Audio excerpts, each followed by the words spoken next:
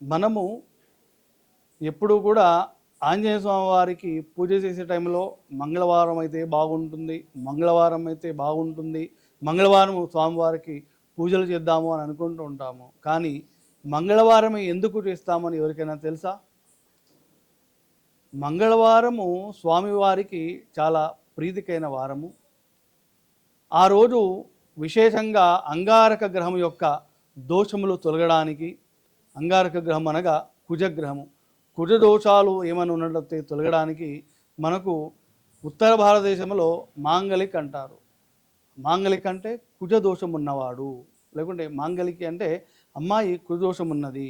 ఆ కుజదోషం యొక్క పరిహారంగా స్వామివారికి మంగళవారం మనము పూజ చేస్తూ ఉంటాము. మంగళవారము పూజ చేయడం వలన కుజదోషం పరిహారం అవుతుంది. ఆ కుజుడు ఏ కారకుడు?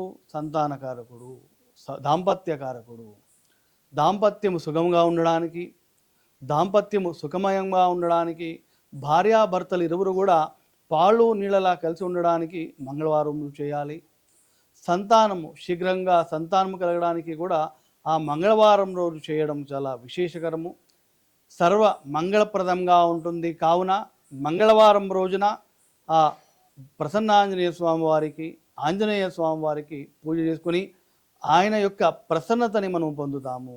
అందుచేతనే భక్తులందరూ కూడా మంగళవారము విశేషంగా శ్రీ ఆంజనేయ స్వామి వారిని పూజ చేసుకొని ఆయన యొక్క కృపా కటాక్షములు పొంది జీవితాంతం కూడా సుఖంగా ఉంటారు.